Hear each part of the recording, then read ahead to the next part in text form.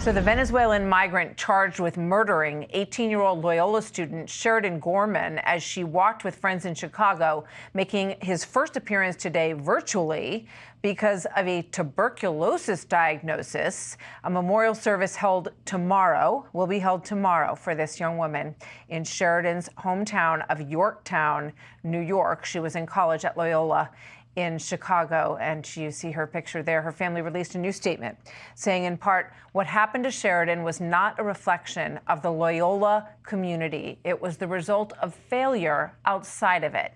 We will continue to demand for accountability and real change. Former Illinois Governor Rod Blagojevich says sanctuary policies failed this young woman. Correspondent Garrett Tenney with the very latest from Chicago.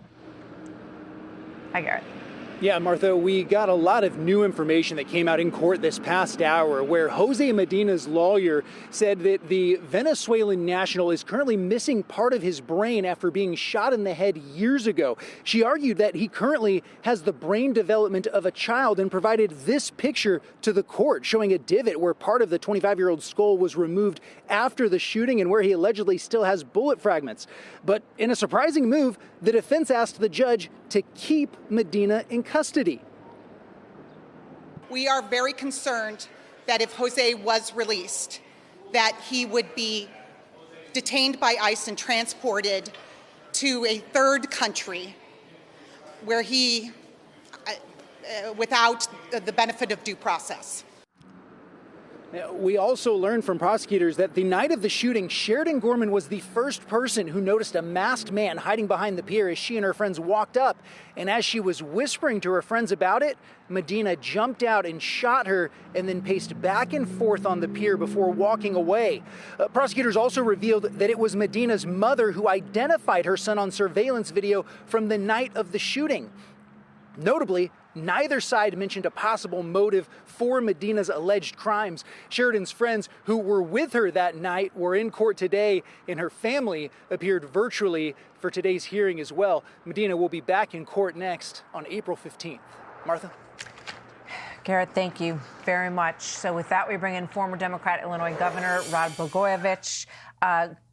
Good to have you with us, sir. Thank you for joining us. You know, the story just gets more and more twisted and sad and unnecessary, absolutely unnecessary feeling. What's your take on the fact that he couldn't appear? He had tuberculosis. Now we're hearing about this obvious gun wound he had to his head, and they're worried about his safety. What's your reaction to this, Governor? Well, it's a heart-wrenching story, and I think most people understandably are angry. This should have never happened. Sheridan Gorman would be alive today if Governor Pritzker wasn't governor, if Mayor Johnson wasn't mayor, and if cities like Chicago didn't promise and provide sanctuary to cold-blooded killers like Jose Medina. Jose Medina. This guy's a gangbanger. He's an illegal immigrant. I guarantee you it's probably going to be shown that he's a member of Aragua, that this was an initiation, a gangland initiation. And Pritzker, Johnson, and the Democrats don't want the public to know this because it undermines their whole policy with regard to resisting law enforcement to get these criminal, illegal immigrants out of this country. And what's really interesting is not just that defense lawyer, but here in Chicago, it's almost a criminal act if you even call somebody an illegal immigrant. Things are upside down here, and it's a tragic thing because a young girl like that lost her life.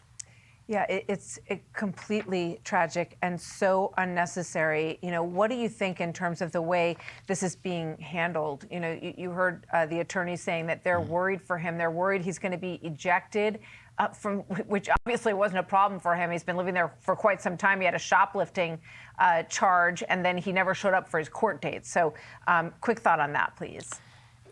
She reflects, frankly, the Democratic parties today. Their sympathies are with him, the cold-blooded killer, not with Sheridan Gorman, the innocent, sweet girl who was just beginning her young adulthood. This is today's Democratic Party. I was a twice-elected Democratic governor, and I would say to any of your listeners who happen to be Democrats, vote against these Democrats. They're not your kind of Democrats. These Democrats are nuts. They're crazy, and they're responsible for this kind of violence that's happening and that happened to this young girl. Indeed. It seems pretty easy to see who the bad guy is in this story, but it doesn't feel that way in a lot of this. Rod Blagojevich, thank you. Former governor of Illinois. Always good to see you. Thank you very much. Be sure to like and subscribe for all the Fox News latest on YouTube and catch full shows streaming now on Fox One.